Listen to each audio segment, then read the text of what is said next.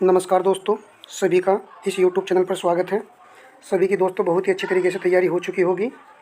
Boring technician exam 12 जुलाई 2026 को होने जा रहा है।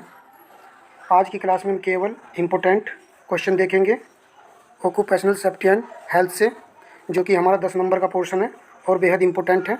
इसमें दोस्तों कुछ बेहतरीन ऑब्जेक्टिव टाइप क्वेश्चन लिए गए हैं और कुछ मैंने थ्योरी के माध्यम से भी क्वेश्चन लिए हैं। तो सबसे पहले हम दोस्तों थ्योरी कर लेते हैं, और जिनको दोस्तों थ्योरी नहीं करनी है वो सीधे क्वेश्चन लगा सकते हैं वीडियो को आगे करके। स्पीड कम लगे तो स्पीड बढ़ा करके आप वीडियो को चला सकते हो। चलिए क्लास को आरम्भ करते हैं। 5S, ठीक है। मर्दुल स्किल सॉफ्ट स्किल्स, किसी कारीगर में स्वाभाविक कौशल जो आपातकाल स्थिति में लाभप्रद हो उसे मर्दुल कौशल कहते हैं। यह दोस्तों 5S के सिद्धांत पर कार्य करता है। चलिए, 5S एक चक्रीय क्रम है जो सतत विकास की प्रक्रिया को उत्पन्न करता है। 5S में जो पहला एस है उसका अर्थ शॉर्ट छटनी है, दूसरे का सैटिन ऑर्डर है क्रम लगाना, तीसरे का साइन चमकाना, और चौथे का है स्टैंडर्डाइजेशन मानीकरण, और पांचवे का है सस्टेन कायम रखना। इसको दोस्तों इस प्रकार लिखा जाता है, परंतु यदि ये दे दे सेरी, इसको पहला एस कहेंगे, सेटन SEITON सेटन, और सेसो जिसका चमकाना है, और सकेटसु और यह है सिट सुक। तो ये क्रम है, इनको ध्यान रखना है। इससे अलग कुछ नहीं पूछेगा, जो सिलेबस में था वो ले लिया गया है। ये देखिए यहाँ पर इसका चित्र मेंशन है इस तरीके से। नेक्स्ट पर आ जाते हैं। नेक्स्ट हमारा क्या है, 5E सुरक्षा प्रोग्राम के 5 भाग होते हैं, जिसमें शिक्षा, प्रोत्साहन, अभियांत्रिकी, परिवर्तन, मूल्यांकन। तो 5E में पूछा जा सकता है कि दूसरे नंबर पर क्या आता है। तो पहले देख लेते हैं एजुकेशन, दूसरे नंबर पर इनकरेजमेंट, और तीसरे नंबर पर इंजीनियरिंग, और यह आता है इन्फोर्समेंट।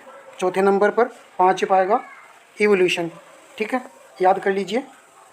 तीसरे पर इंजीनियरिंग है और पाँचवें पर इवोल्यूशन है, मूल्यांकन करना, ठीक है। शिक्षा को प्रोत्साहन करना पड़ेगा, फिर इंजीनियरिंग करना पड़ेगा, फिर परिवर्तन करना पड़ेगा, फिर मूल्यांकन।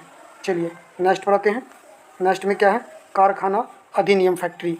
देखिए, कार्यशालाओं में कारखाना अधिनियम 1 अप्रैल 1949 से जम्मू कश्मीर को छोड़कर संपूर्ण देश में लागू हुआ था। ये डेट और सन आपको याद रखना है। फिर 23 सितंबर 1948 को मान्यता प्राप्त हुई। कारखाना अधिनियम 23 सितंबर 1948 को इसको मान्यता प्राप्त हुई थी, परंतु कार्यशालाओं में कारखाना अधिनियम 1 अप्रैल 1949 से लागू हुआ था। दोनों फैक्ट अच्छे थे, ले लिए गए हैं। कर्मचारी राज्य बीमा अधिनियम, ये भी एक्ट है जो कि 1948 का था। इसका गठन 1948 में हुआ था।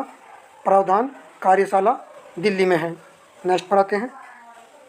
मजदूरी भुगतान अधिनियम 1936 है। तो ये 1936 का एक्ट था। इसके अंदर वे सभी कर्मचारी आते हैं जिनका वेतन 65,000 रुपये मासिक से कम है। तो इसके अंतर्गत 65,000 से मासिक वेतन वाले आते हैं। फिर आ जाते हैं श्रमिक क्षतिपूर्ति अधिनियम। तो इसको याद रखेंगे 1923, और यह 1 जुलाई 1924 से संपूर्ण देश में लागू हो गया था। इसका उद्देश्य उन कारणों की क्षतिपूर्ति करना है जिससे श्रमिकों की मृत्यु हो जाती है। तो ये संबंधित है, श्रमिकों की मृत्यु संबंधित है, श्रमिक क्षतिपूर्ति अधिनियम 1923। इसके अलावा इसके अंतर्गत रेलवे कारखानों खतरनाक काम से जुड़े कर्मचारी होते हैं, वो इसके अंतर्गत आते हैं। नेक्स्ट पर आते हैं। पास की फुल फॉर्म पूछेगा। पुल, ए का अर्थ एम, एस का अर्थ रेस्क्यू, और इस एस का अर्थ है स्वीप। एम आप जानते ही हो, इसका अर्थ उद्देश्य होता है, पुल का होता है खींचना, और स्वीप का होता है घुमाना, ठीक है। ऐसे ही RICE की फुल फॉर्म पूछेगा।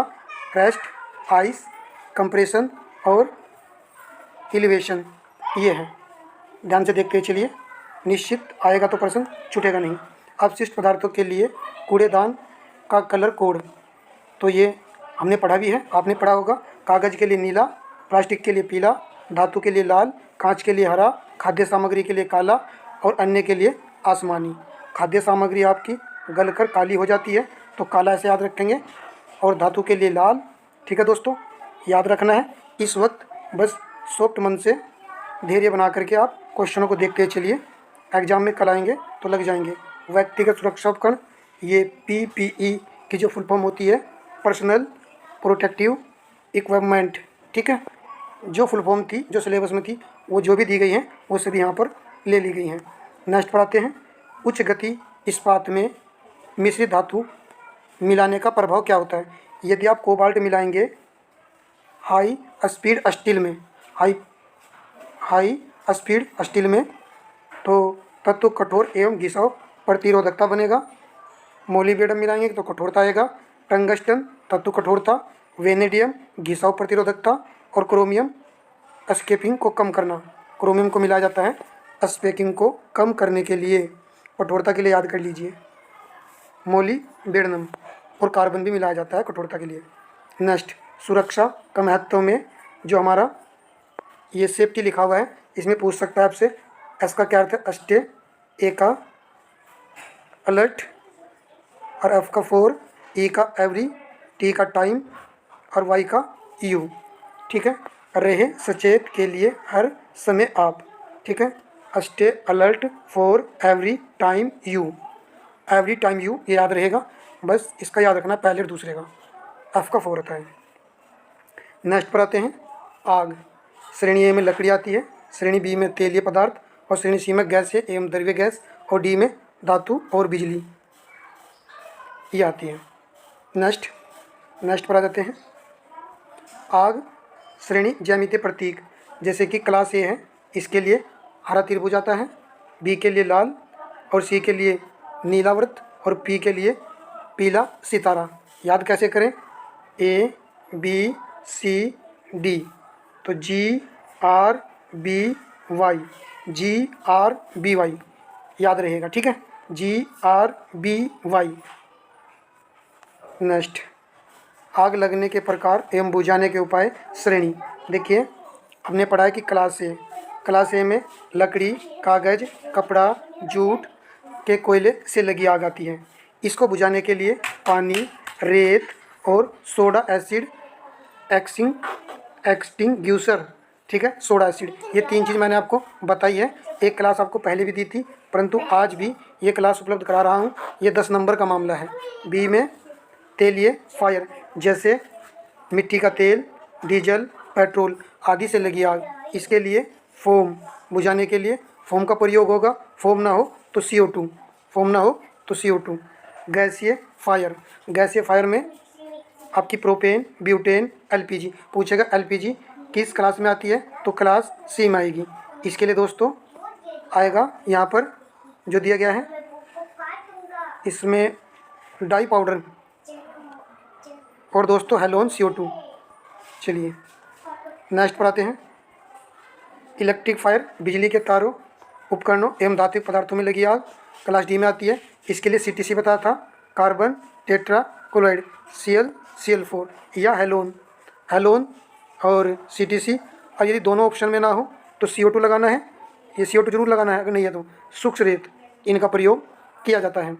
आग बुझाने का यंत्र, तो आग बुझाने में रेत से भरी बाल्टी जो क्लास ए के लिए आती है रेत, इसमें क्या करेंगे, लाल रंग से पेंट हुई होती है दोस्तों, और बाल्टियों में सुर्ख रेत भरकर रखी जाती है। बाल्टियों पर संकेतात्मक तौर पर आग लिखा हुआ होता है। आपने देखा होगा फैक्ट्री वगैरह में इस पर जो है लिखा रहता है, रेत से भरी बाल्टी, ये लाल रंग की होती है और आग यहाँ पर लिखा हुआ रहता है। नेक्स्ट पर आ जाते हैं, अब हमारे प्रश्न है जो कि महत्वपूर्ण है। निम्नलिखित में से कौन सी घटना दुर्घटना नहीं है। देखिए दोस्तों, क्वेश्चन को देख लेते हैं सीधे।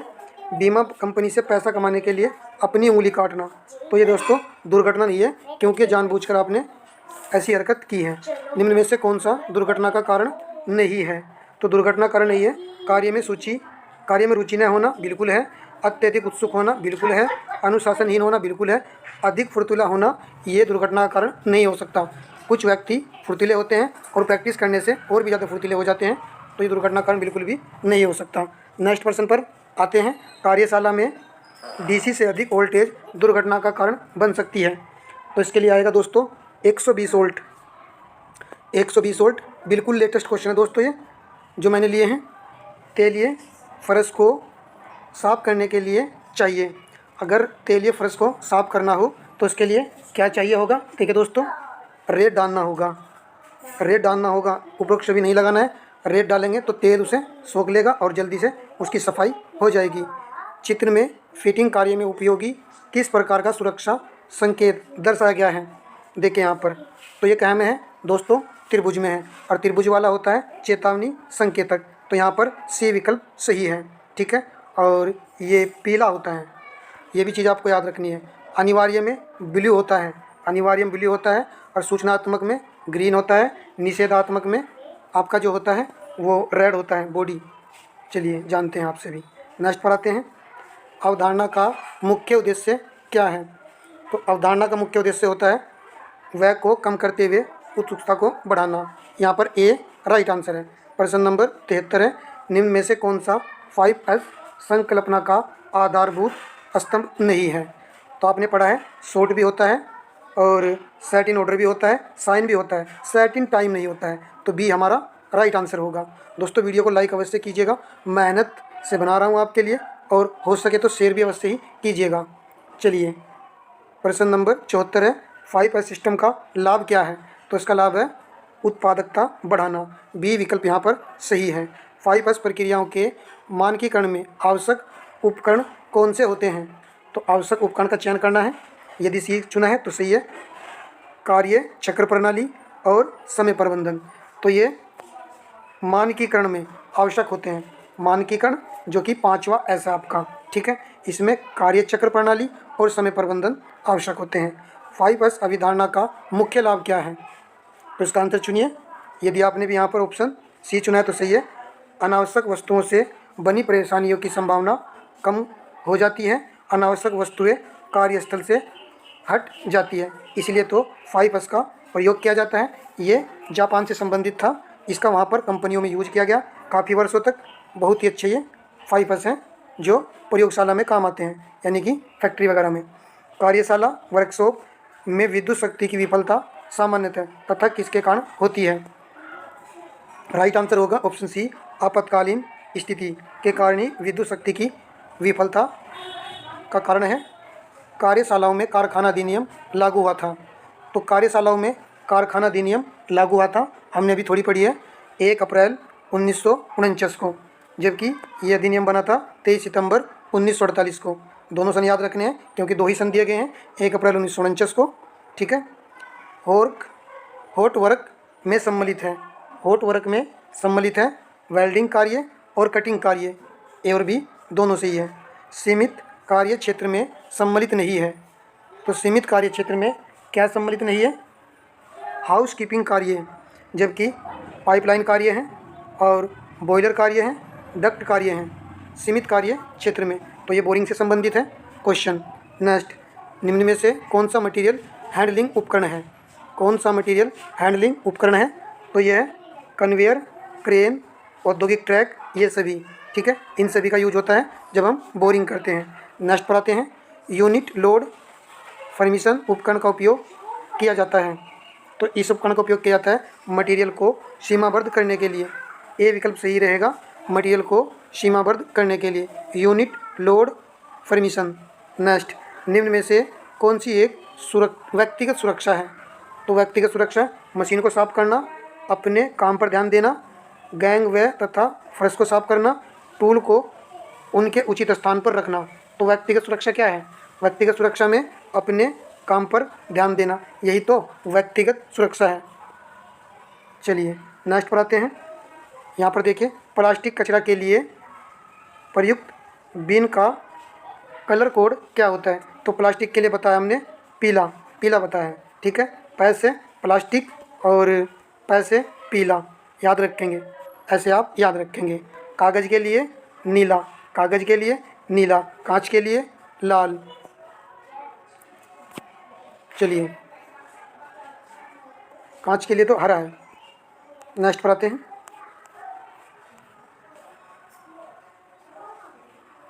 97वां क्वेश्चन हमारा, झटके लगे व्यक्ति को निम्न में से कौन सा पेय पदार्थ नहीं पिलाना चाहिए? चाय, पानी, कॉफ़ी, ये सभी। यदि किसी व्यक्ति को विद्युत के झटके लग गए हैं तो ना तो चाय पिलाइए, ना पानी, ना कॉपी, ये सभी आंसर रहेगा। बैटरी चार्जिंग रूम कैसा होना चाहिए? पूरी तरह से बंद, 2 मंजिला, हवादार, बिना छत का। क्या आंसर रहेगा? आंसर हो जाएगा सी, हवादार दोस्तों होना चाहिए। नेक्स्ट, जीवन रक्षक प्रणाली हेतु किस प्रकार की विद्युत आपूर्ति आवश्यक है? बताइए। जीवन रक्षक प्रणाली हेतु राइट होगा ऑप्शन सी, यूपीएस। नेक्स्ट, निम्न में से कौन सा दुर्घटना का कारण नहीं है? अत्यधिक फुर्तीला होना। रिपीट हो चुका है, ऑप्शन बी राइट रहेगा। नेक्स्ट प्रश्न, त्वचा सहित मनुष्य का आंतरिक प्रतिरोध लगभग किस सीमा में होता है? तो ये होता है 500 से 3000 ओम। 500 से 3000 ओम। नेक्स्ट प्रश्न, हाथ से हाथ विद्युत धारा के प्रवाह को क्या कहते हैं? तो इसको कहा जाता है टच पोटेंशियल। हाथ से हाथ विद्युत धारा के प्रवाह को, ठीक है, टच हो जाएगा, ऐसे याद रख लीजिए। आग बुझाने में स्टीविंग क्या है? तो आग बुझाने में ये होता है अग्नि से ईंधन को अलग करना। तो आग बुझाने में स्टीविंग है, ये सही है। बाकी हमने आपको जो ये सेफ्टी वाला पोर्शन है, इससे पहले उस क्लास में दोस्तों सेफ्टी के क्वेश्चन दिए थे इम्पोर्टेंट, और दूसरा जो धातु इंजीनियरिंग है उससे क्वेश्चन लिए थे। वो क्लास नहीं देखी तो उसको आप देख सकते हो। बाकी इसमें मैंने थोड़े से डिफरेंट क्वेश्चन लिए हैं जो कि अच्छे लेवल के थे, ये भी इनको भी हमने कवर कर लिया है। आग बुझाने हेतु यदि सतह पर ऑक्सीजन की आपूर्ति रोकी जाती है तो यह प्रक्रिया क्या कहलाती है? तो नेक्स्ट होगा, आंसर होगा स्मूथरिंग। स्मूथरिंग कहा जाता है इसको। ऑक्सीजन की यदि आपूर्ति रोकी जाए, देखिए आग बुझाने के लिए, है ना, बिल्कुल नया क्वेश्चन, बिल्कुल अच्छा क्वेश्चन दोस्तों। ISO का तात्पर्य है, एक दोस्त ने रिक्वेस्ट करी थी इसलिए क्लास लेकर आ गया हूँ। इंटरनेशनल ऑर्गेनाइजेशन फॉर स्टैंडर्डाइजेशन, ये होता है ISO का तात्पर्य, ये इसकी फुल फॉर्म थी। इस प्रकार दोस्तों हमने यहाँ पर ये क्वेश्चन देखे हैं इसके, और 2-4 क्वेश्चन लगे हाथ देख लेते हैं जो कि यहाँ पर हमारा ये क्वेश्चन।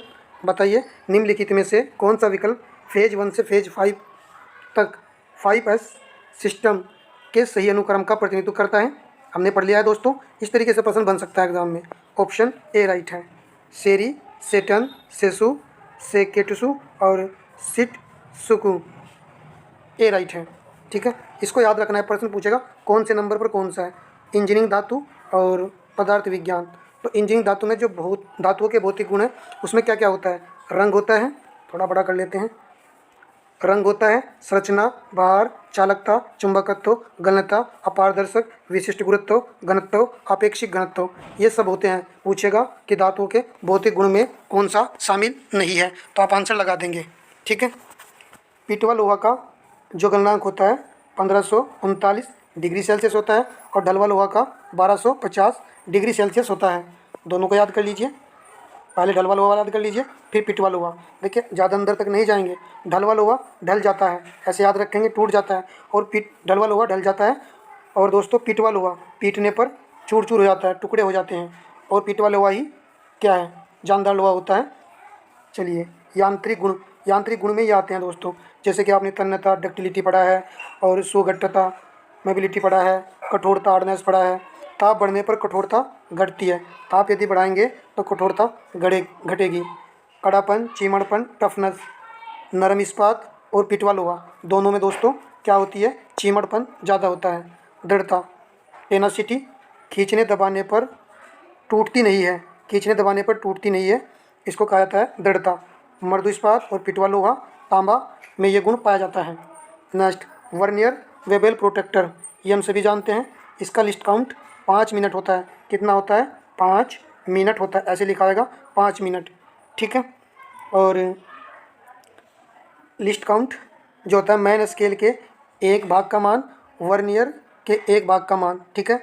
वर्नियर वेबल प्रोटेक्टर में क्या माप किया जाता है? कोण को मापा जाता है, और ज़्यादा अंदर तक नहीं जाना चाहते, और ये मैन स्केल और वर्नियर स्केल के सिद्धांत पर कार्य करता है। कोई फ़ायदा नहीं, ज़्यादा जाएंगे अंदर, आप लोगों ने सभी ने पढ़ रखा है। और चलिए हम कुछ और देख लेते हैं यहाँ पर। डायल वर्नियर कैलिपर, इसका लिस्ट काउंट 0.01 mm होता है।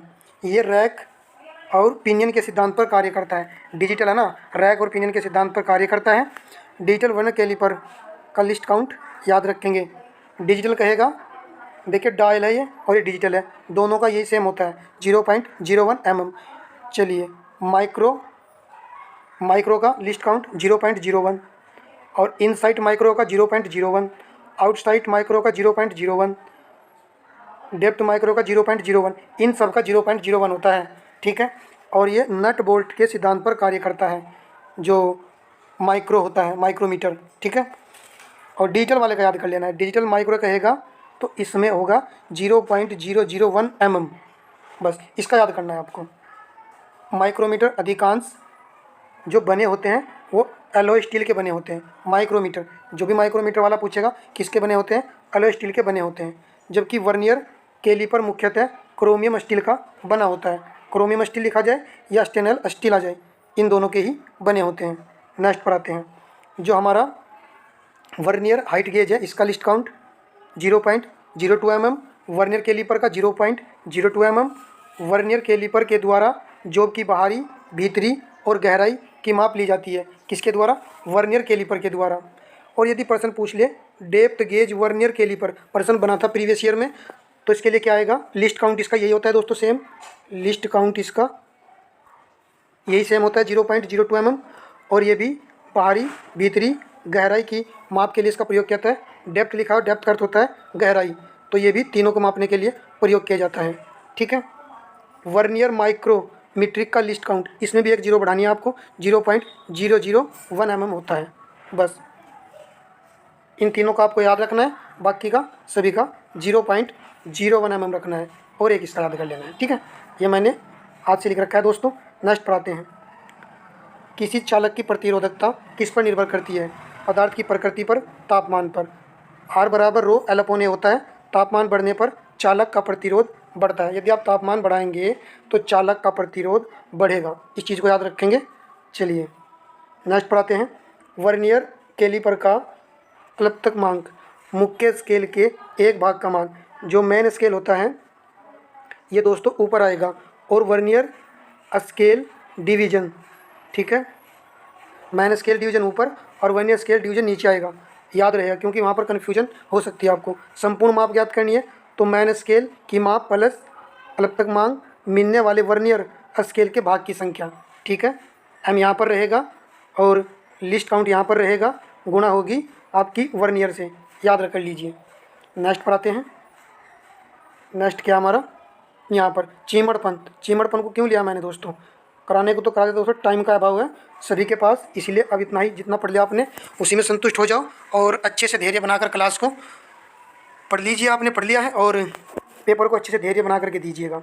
चीमड़ पर टफनेस, टफनेस में क्या गुण होते हैं, पदार्थ के टूटने से पहले झटकों या धक्कों का विरोध करता है। ये एक चीज़ आपको याद रखनी है, पहला पॉइंट। दूसरा पॉइंट है आघात और संघट भारों के अधीन पुर्जों के लिए क्या आएगा, चीमड़पन आएगा। संघट परीक्षण करने के लिए चीमड़पन। सामग्री की प्रभाव शक्ति का सूचकांक चीमड़पन, शक्ति का सूचकांक चीमड़पन, या कहीं कहीं कड़ापन भी लिखा हुआ मिल सकता है। ठीक है, बिना टूट फूट हुए वह मुड़ सकता है तो इसका नाम है चीमड़, इसे कहते हैं चीमड़पन। देखिए सभी पॉइंट इससे संबंधित हैं। बिना टूट फूट हुए वह मुड़ सकता है, चीमड़पन। 4P, ये है 4P। 4P परीक्षण चीमड़पन को मापने के लिए किया जाता है। फिर एक पॉइंट और है, विभंजन पूर्व बड़ी मात्रा में ऊर्जा के अवशोषण के गुण को जाना जाता है, तो ये चीमड़पन। ये सभी प्रश्न जो मैंने कराए हैं, 1 2 3 4 5 6 7 पॉइंट है, ये सभी क्वेश्चन पूछे गए हैं। ये बस मैंने यहाँ पर लिख रखा था अपने हैंड राइटिंग से नोट में, तो मैंने सोचा इसको करा देता हूँ आपको। चलिए, हुक का नियम वस्तु को किस सीमा या बिंदु तक धारण करता है, हुक का नियम, तो उसके लिए आएगा प्रत्यास्थ सीमा, इलास्टिक लिमिट। बी विकल्प यहाँ पर सही है, बहुत बार पूछा गया है। नेक्स्ट पर आते हैं, नेक्स्ट प्रश्न क्या है, सही विकल्प को चुने जो हुक के नियम को संतुष्ट करता है। ऑप्शन बी सही रहेगा। मैंने ये कराया भी है दोस्तों, जो सेट कराए हैं मैंने आपको यूथ पब्लिकेशन से, उसमें काफ़ी क्वेश्चन आपके रिपीट हो गए होंगे और मैंने आपको क्लास भी दी है। बी सही है। यहाँ पर देख सकते हैं, ये ई जो है हमारा प्रत्यास्थता हो जाता है, ई प्रत्यास्थ सीमा बराबर होता है हमारा सिग्मा एप्सिलॉन, इसको कहते हैं प्रतिबल, प्रतिबल बटे विकृति। ठीक है, ये भी पूछा जा सकता है कि प्रत्यास्थ बराबर क्या होता है, प्रतिबल बटे विकृति सूत्र देकर। और दोस्तों पूछ भी रखा है, ऐसा नहीं है। यंग मापांक को ई से प्रदर्शित करते हैं, कर्तन को जी से, आयतन को के से। चलिए नेक्स्ट पर आते हैं। कौन सा नियम सूर्य और अन्य तारों सहित कृष्णिकाओं के वर्णकों को उनके तापमान के संदर्भ में समझता है? तो यह है विन्स का नियम। डी विकल्प यहाँ पर सही है, विन्स का नियम है। विन्स के नियम का जो सूत्र होता है इसको याद कीजिए, ये आपका वेवलेंथ समानुपाती 1/t। देखिए यहाँ पर एक कृष्णिका से निकलने वाली विकिरण की अधिकतम तीव्रता वाली तरंग दैर्घ्य उसके परम तापमान के व्युत्क्रमानुपाती होती है। इसको इक्वल करेंगे लैम्डा मैक्सिमम बराबर b/t। बी आपका विन्स स्थिरांक है, ये पूछा जा सकता है प्रश्न। चलिए नेक्स्ट पर आते हैं। निम्नलिखित में से कौन सा उपकरण परिपथ में विद्युत धारा का पता लगाता है? तो एमीटर नहीं चुनना है। विद्युत धारा का पता लगाने के लिए गैल्वेनोमीटर का प्रयोग किया जाता है, ए सही रहेगा, ठीक है। और विद्युत धारा को मापने के लिए एमीटर, ठीक है, एमीटर मापने के लिए, मगर यहाँ पर लिखा हुआ पता लगाने के लिए, तो पहला ऑप्शन चुनना है, कन्फ्यूजन में नहीं रहना है। इलेक्ट्रोमीटर विद्युत आवेश मापने का यंत्र है। क्या विद्युत आवेश मापने का यंत्र? वोल्ट मीटर से विभवांतर को मापा जाता है, एमीटर से धारा। चलिए दोस्तों ये क्लास हो चुकी कंप्लीट। सभी का पेपर अच्छा हो, शुभकामनाएं हैं दोस्तों। वीडियो को लाइक कीजिए फटाक से और अपने दोस्तों में शेयर कीजिए। धन्यवाद।